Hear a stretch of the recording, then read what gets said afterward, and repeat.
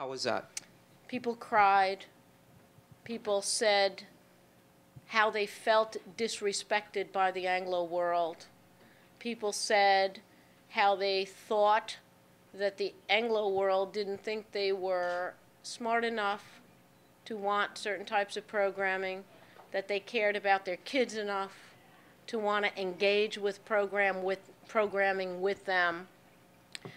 They talked about their dreams. They talked about how their dreams were bigger than the places they came from. They talked, in some cases, about feeling sad, the later generation, Hispanic Americans who had lost the language because their parents thought it was better if they didn't speak Spanish. Right. And to acculturate them and make them mainstream. And now we look at a big surge in reacculturation and retroacculturation. Right. Right? And we had a brief conversation about that, and I've had this conversation with a lot of people that's begun. But so let me ask you something. We have an idea now, and you've done some focus groups, and you're looking to move forward with this great idea, and it's accepted, but you're still a woman. So what are the challenges? Last time I looked. So what are the challenges? Because I'm sure that at some point you said this is a great idea, this works, the focus group support it. So as I was saying, it's a tremendous advantage to being, there's a tremendous advantage to being a woman. In trying to raise money for a new idea.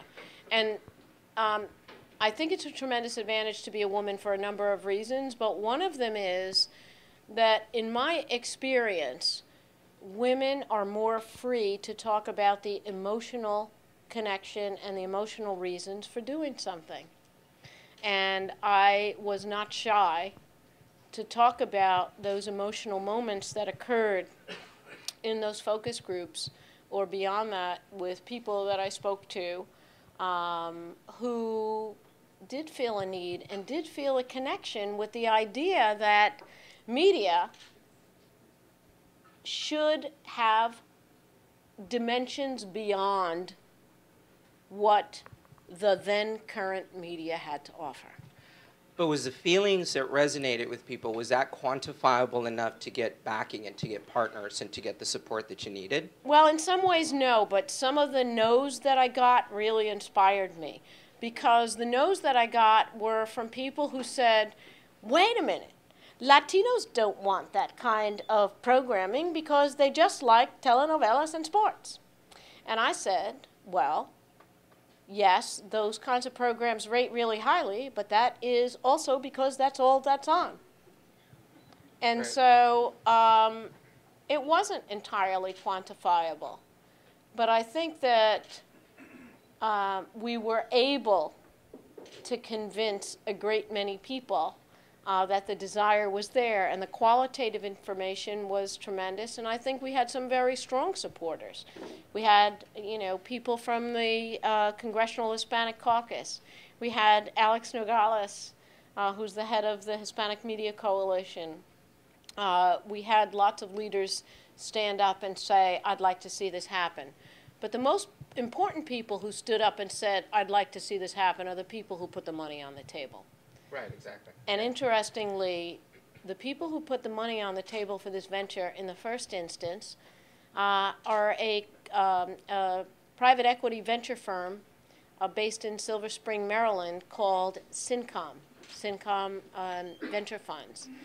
And Syncom is an African-American owned and operated group which has provided the seed money for a great many ventures in the multicultural world, including BET and Radio 1.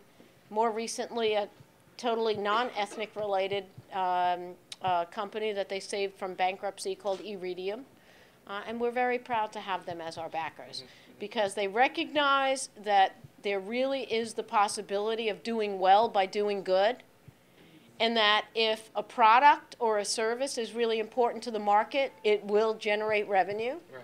And so there'll be revenue for their investors and for them, because there'll be revenue for VEME, because when a market has a need, there's revenue. Sure, sure.